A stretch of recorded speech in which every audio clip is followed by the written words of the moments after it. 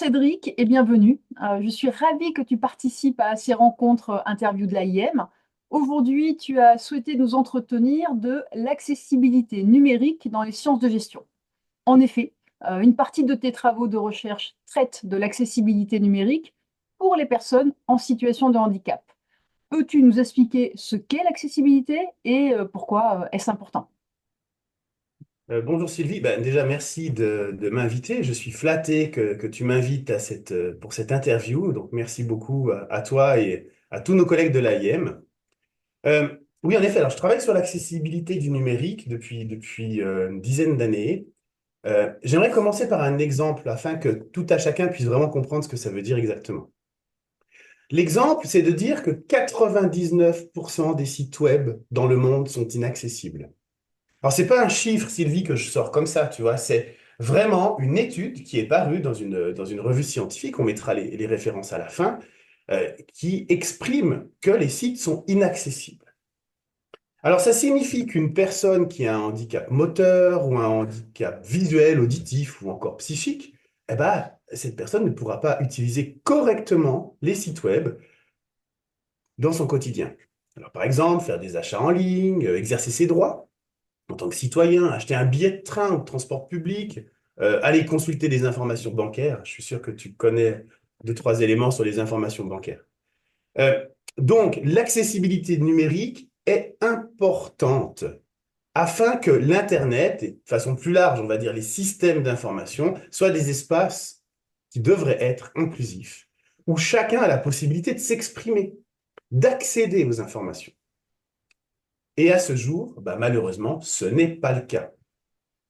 Alors, tu me demandais bah, pourquoi c'est important? Bah, c'est important pour les 7 millions de personnes en situation de handicap en France. Alors, les chiffres varient, hein. On dit entre 5 et 8 millions de personnes en France qui sont en situation de handicap. Pour les 80 millions de personnes en situation de handicap en Europe. Mais au-delà de l'accessibilité pour les personnes en situation de handicap, j'aimerais quand même insister sur le fait qu'une bonne accessibilité a un impact positif également pour les personnes sans handicap. Donc, si je reprends un exemple des sites web non accessibles, il ne s'agit pas de rendre un site web terne, gris, mais plutôt de prendre en compte toutes les utilisatrices, tous les utilisateurs, avec ou sans handicap, afin d'optimiser nos sites et nos systèmes d'information. Donc, en résumé, 99% des sites web ne sont pas accessibles, et pourtant, bah, l'inventeur du web, hein, Tim Berners-Lee lui-même, disait, alors je cite, hein, il a insisté en disant que l'Internet doit être accessible à toutes et tous, indépendamment de leur origine, de leur situation géographique ou de leur capacité physique. Ah, c'est clair, mais la question qu'on se pose donc, c'est pourquoi 99% des sites web sont-ils inaccessibles? Est-ce difficile de rendre des systèmes d'information accessibles pour les personnes en situation de handicap? Bon, c'est vrai que les handicaps sont multiples. Donc, ça peut être délicat de répondre à tous les types de handicap. Ne serait-ce que le handicap visuel est multiple. Entre une personne aveugle, une malvoyante, une qui a une vision seulement centrale, une qui a une vision seulement périphérique, on peut bien comprendre que c'est relativement délicat de rendre nos systèmes d'information accessibles à toutes et tous. Mais pour y répondre, il y a quand même des normes. Et au-delà même des normes, il y a des lois. Alors, par exemple, je prends quelque chose que je connais bien. Dans mon pays, en Suisse, on a une loi sur le handicap qui nous impose certains éléments, bah, que les sites web, par exemple, étatiques, soient accessibles. Et puis, il y a une norme qui s'appelle la norme ECH 0059 qui explique assez clairement, hein, et simplement comment rendre un site accessible avec une liste de contrôle et des éléments assez techniques. En France, il existe le référentiel général d'amélioration de l'accessibilité qui s'appelle le RGAA, qui présente comment rendre un système d'information accessible. Donc il y a des normes, il y a des référentiels. Euh, la petite critique que je pourrais faire, c'est qu'ils sont encore trop orientés vers des considérations techniques. Donc on va nous dire comment faire techniquement pour que du code HTML soit accessible, pour qu'un système d'information soit accessible. Mais moi, j'aimerais bien qu'on ouvre vers des considérations un peu plus holistiques, un peu plus larges au niveau des systèmes d'information. Donc, ma question qui va en découler, comment les chercheurs en système d'information qui traitent du numérique peuvent-ils contribuer à l'accessibilité? Du numérique, bien sûr. Ouais, alors on contribue, parce qu'on fait deux, trois travaux, malheureusement pas assez. Euh, Avant de voir comment on peut contribuer, il faut savoir que nos collègues en informatique, les chercheurs en informatique, et en particulier ceux qui sont en interface homme-machine, ils contribuent bien plus que nous sur la problématique de l'accessibilité du numérique. En fait, ils ont des conférences dédiées à la notion d'accessibilité du numérique. Ils ont des revues majeures dédiées à l'accessibilité du numérique. Euh, à ma connaissance, il n'existe pas des revues en sciences de gestion spécifiques orientées sur l'accessibilité du numérique.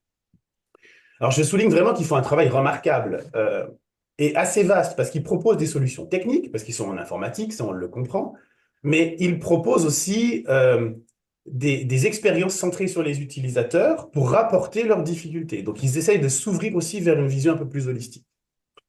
De notre côté, donc, dans le domaine des systèmes d'information, j'ai été faire une petite recherche avant notre interview et j'ai constaté qu'il y a relativement peu d'articles scientifiques dans nos revues qui traitent de l'accessibilité du numérique ou de façon plus large de l'inclusion numérique, un numérique inclusif pour toutes et tous.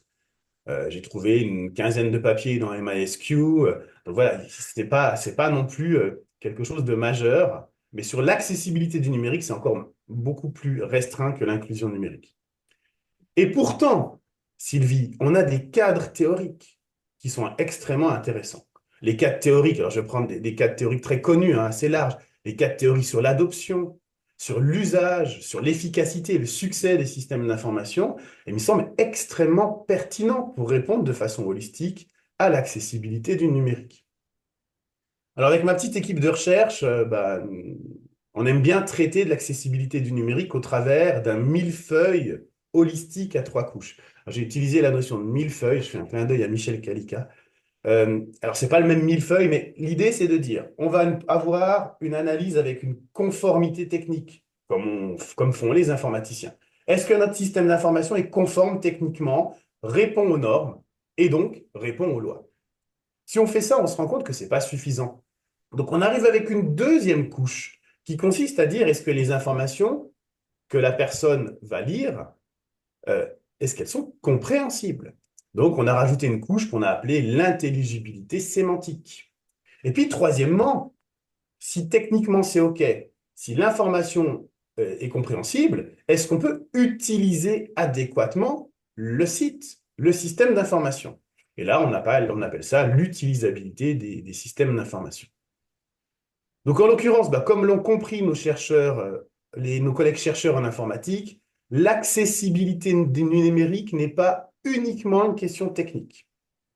Et nous avons des compétences en management. Nous pouvons, en tant que chercheurs en système d'information, alimenter les débats scientifiques, y participer en parlant d'accessibilité du numérique. Et je rappelle quand même que nous sommes la communauté du numérique. En effet. Merci Cédric, c'est très clair. Merci pour cet éclairage sur l'accessibilité du numérique. Vous trouverez dans le générique de fin trois références bibliographiques proposées par Cédric pour approfondir ce sujet. Merci. Merci Sylvie.